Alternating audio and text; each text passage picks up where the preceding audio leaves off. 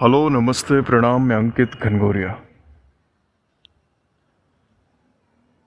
आज हम जिस दौर में हैं, अपने व्यवसाय से लेके अपने काम में, अपने जॉब में, अपने समाज में, अपने घर में, सड़कों पे, क्लासरूम में, ऑफिस में, शादी विवाह के फंक्शन में या जीवन के कुछ निर्णय लेने में, हर जगह जो एक चीज़ बहुत ज़्यादा ज़रूरी है, बहुत महत्वपूर्ण है, जीवन के हर पायदान पे जिसका महत्व इतना ज़रूरी है कि अगर वो सही है, अगर वो सटीक है, दृढ़ है, तो आप सफल हैं।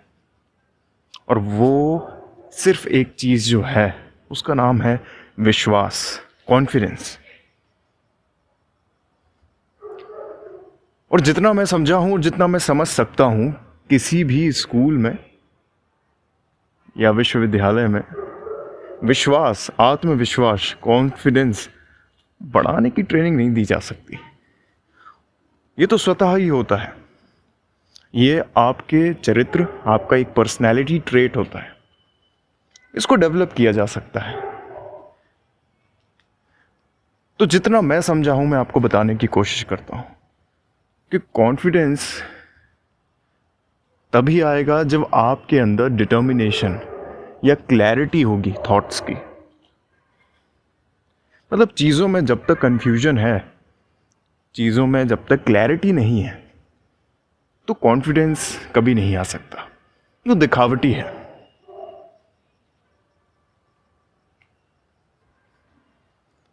जहां पे सटीक निशाना लगाना है, जिस प्रकार अर्जुन ने आसपास की बहकाने वाली चीज़ों को छोड़ के सिर्फ उसकी आंख पे फोकस किया, तो क्लैरिटी थी। क्लैरिटी थी इसलिए काम में फोकस था। काम में फोकस है इसलिए कॉन्फिडेंस है। तो अब ये क्लैरिटी कैसे आती है?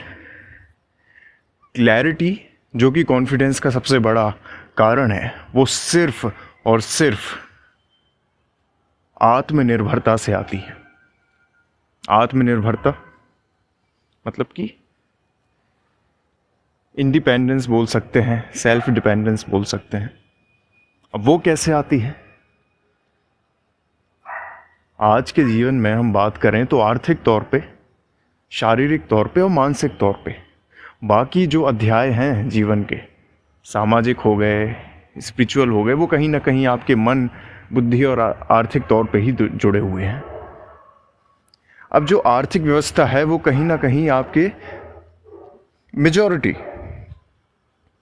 आपकी बुद्धि पे निर्भर करती है। आपके अंदर कितना ज्ञान है, क्योंकि मेहनत का फल मीठा नहीं होता है।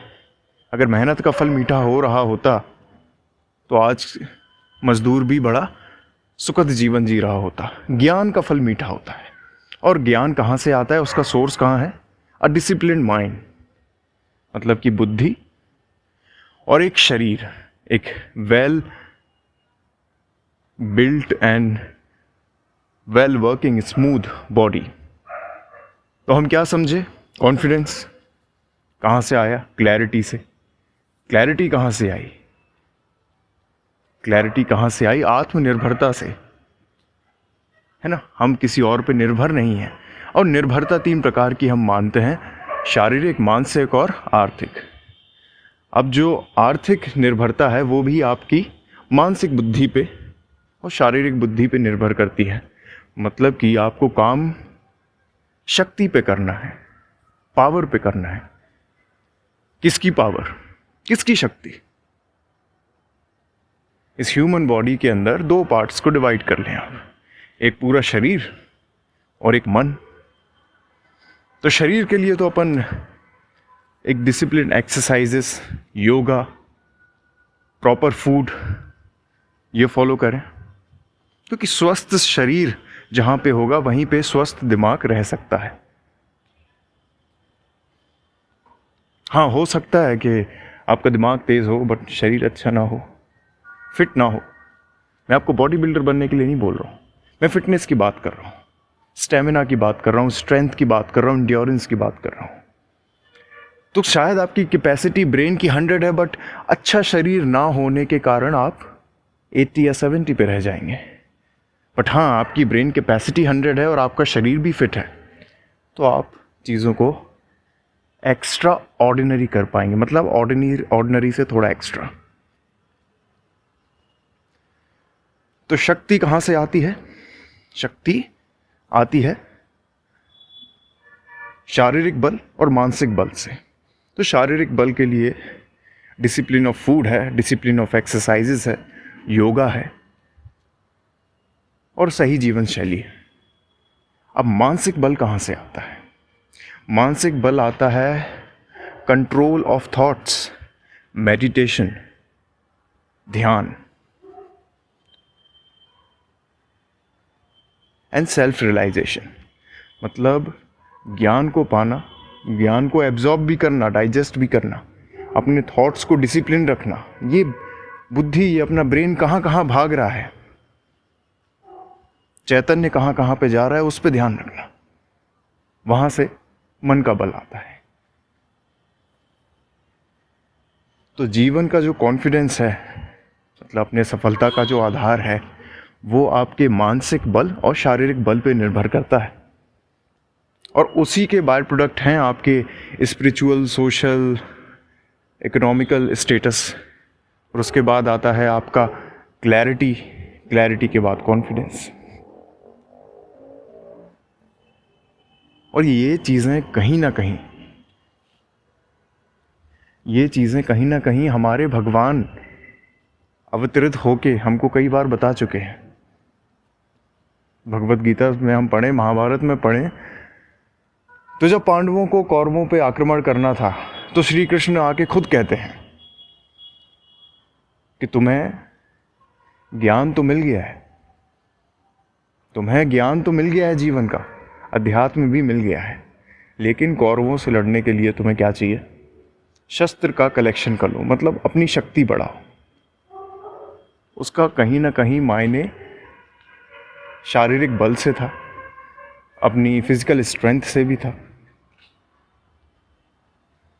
और साथ में उन्होंने ये भी कहा कि जो आप चीज़ें सीख चुके हैं, उनका कहाँ उपयोग करना है वो भी सीखें। तो ये जो कहानियाँ हैं, या फिर सच्चाई है, मैं नहीं जानता, बट ये बहुत बड़ा मैसेज देना चाहती है हमें। हमारे डिफरेंट भगवान के जो अवतार हैं, वो जीवन को सुधारने के मैसेज देते हैं। बट बात यह है कि हम अंधविश्वास के दूरबीन से ना देख के उन्हें एक रियलिस्टिक थॉट प्रोसेस से देखें। ठीक है, जाते जाते मैं 2 वाक्य करूंगा कि अर्जुन की सफलता के पीछे एक डिटर्मिनेशन और डिसीजन मेकिंग का हाथ था, वो था कृष्ण। लेकिन कर्ण के हारने का कारण था शल्य। शल्य मतलब शंका, शंका मतलब जहां पे क्लैरिटी नहीं है, डिलेमा है। तो जिसका सारथी शल्य है, कितनी भी शक्ति हो, कितनी भी पावर हो, वो हार जाएगा। और जहां पे कृष्ण है, मतलब जहां पे कॉन्फिडेंस है, डिसीजन मेकिंग की क्षमता है, वो कहां से आएगा? वो सफलता की ओर से आएगा। और कृष्ण कौन है? वो इंसान या वो चैतन्य जो सांसारिक जीवन में रह के भी अपने अध्यात्म, अपनी स्पिरिचुअलिटी को नहीं भूला, जिसके अंदर डिसिप्लिन ऑफ इमोशन और थॉट्स है, जिसके अंदर रैशनैलिटी है, जिसके अंदर शारीरिक बल भी है, मानसिक बल भी है। तो ये छोटे छोटे मैसेज हैं और इनको समझना ज़रूरी है। तो जीवन में आत्मविश्वास, कॉन्फिडेंस आपके शरीर और मन से जुड़ा हुआ है। समझें और उस पर काम करें। धन्यवाद।